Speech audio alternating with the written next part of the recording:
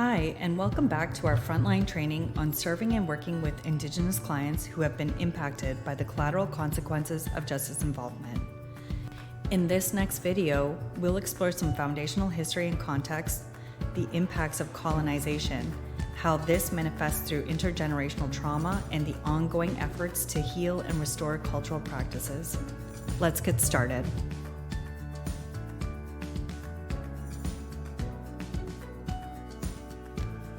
In traditional Indigenous ways, laws were intertwined with everyday good living. Values and beliefs were derived from observing natural law and nature's functions. When a value and belief were established, they were shared, taught, and reinforced through songs, dance, ceremonies, and storytelling starting at a very young age.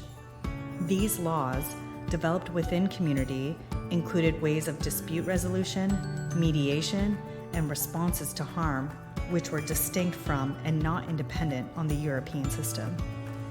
However, to maintain peace and harmony, Indigenous nations established agreements and treaties with incoming European nations.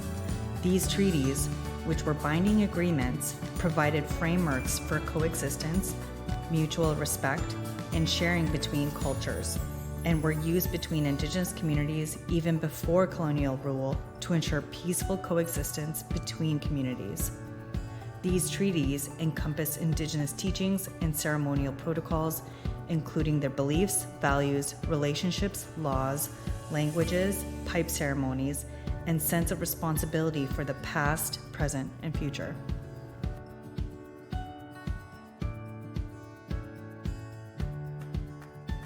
The 1500s were challenging in Europe, marked by religious wars and economic hardship, leaving a large majority of the population impoverished, landless, and struggling with food scarcity. European settlers, having come to Canada, began forming foundational relationships with Indigenous communities amidst this turmoil back home. In 1613, the Haudenosaunee Confederacy of the Five Nations made agreements with the Dutch and the English. The Kaswenta, or two-row wampum, was used to represent this relationship, while the Dutch used the symbol of the covenant chain. The Kaswenta, or two-row wampum, consists of two rows of purple beads within a white wampum bead background. The two rows symbolize the parallel paths of the Indigenous and European peoples, traveling together in their own vessels down the river of life together. The Haudenosaunee in their canoes, and the Europeans in their ships, maintaining respect for their own ways as friends, peers, and equals. The belt symbolized the agreement to peace, with paths that are parallel but separate.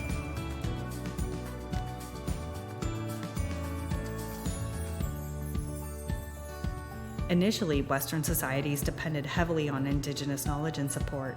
However, following the British victory in the War of 1812, a sense of national identity began to form, laying the groundwork for Canada's future and becoming an independent country. As European settlers increased, so did their need for land, making Indigenous peoples a problem that needed to be solved.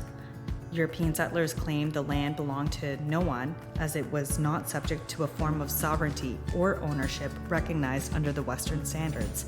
However, Indigenous people had never relinquished authority over that land. This shift marked the end of an era of mutual reliance and the beginning of assimilation efforts, as Indigenous peoples' social and political contributions were forgotten.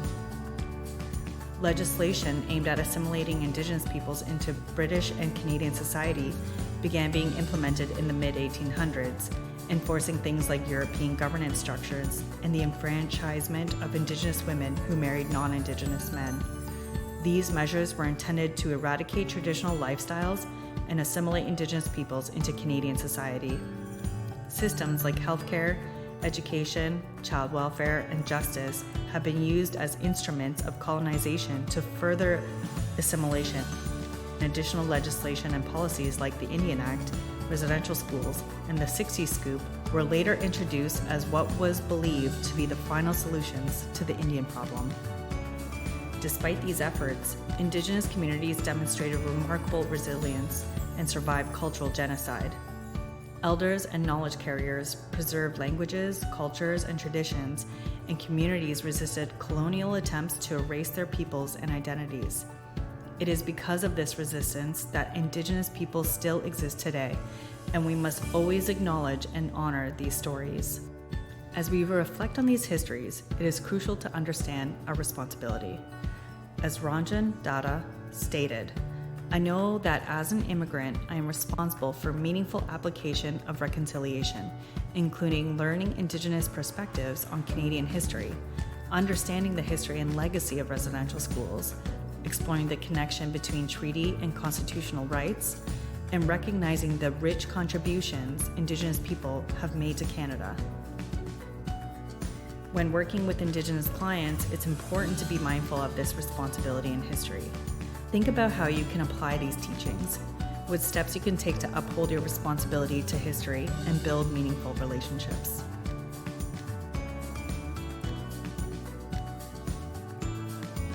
Since the implementation of colonial policies, such as the Indian Act, Indigenous communities have faced severe and lasting impacts. These policies have led communities to move away from the circle that we learned about in the first video, through disruptions to traditional ways of life, leading to broken communities and intergenerational trauma. When we are not able to fulfill our responsibilities at one stage, it disrupts the entire community's well-being and fractures relationships with self, family, and community, and the community is no longer reflective of the circle. Instead, communities were moved into more linear and hierarchical structures based on authority and power, leading to the breakdown of familial and kinship networks.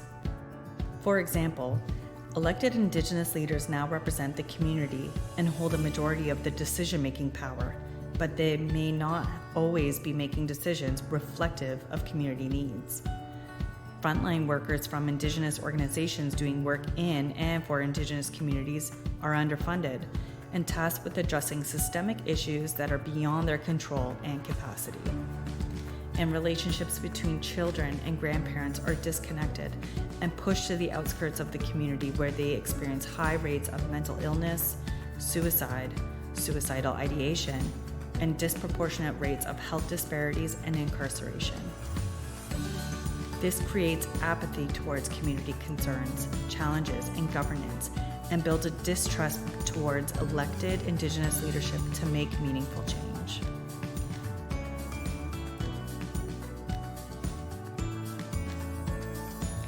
Colonization and assimilation have also resulted in intergenerational trauma that affects the cultural identities of Indigenous peoples. This trauma is not just a historical issue, but continues to impact Indigenous peoples today and cannot be isolated from everyday acts of racism and discrimination when trying to understand the impacts of trauma on Indigenous peoples. Intergenerational trauma manifests through cultural, social, psychological, and biological modes of transmission, creating significant social and economic disparities. This trauma, paired with systemic racism, has led to an overrepresentation of Indigenous peoples in the criminal justice system, higher rates of victimization, violence against Indigenous women and girls, and higher rates of child welfare involvement.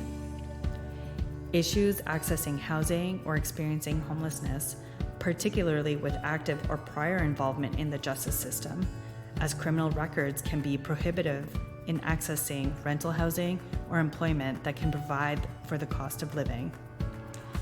This can also lead to addiction and mental health issues, as many people experiencing homelessness often have unaddressed mental health and addiction issues, which can lead to encounters with law enforcement. The impacts of these collateral consequences of this intergenerational trauma cannot be underestimated, as the impacts can be pervasive and inhibit life stabilization. It's important to keep this context in mind as you are working with and supporting Indigenous clients.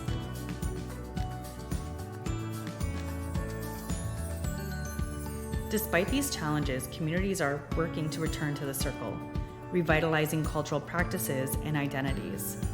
This process involves moving away from the punitive justice approaches and embracing strength-based healing, which incorporate Indigenous laws, traditions, and worldviews.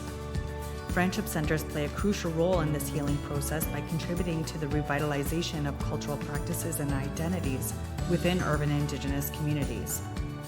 Friendship centers, as self-governing hubs, uphold and promote this revitalization through culture-based programs and services that move away from authoritative and punitive justice approaches towards strength-based healing approaches that meaningfully supports Indigenous peoples navigating the justice system. And working with community, which plays an essential role in helping individuals understand the negative impacts of behaviors and actions through volunteers, elders, knowledge carriers, and family members to create holistic healing plans. When you're working with Indigenous clients, you can keep the circle in mind as well. Think about how you can help support the return of people and communities to the circle. What could this look like for your clients, and how can you help prioritize a holistic approach in your services? We'll learn more about this in our last module, but before we're going to take a look at friendship centers, relationship building, and the use of trauma-informed practices.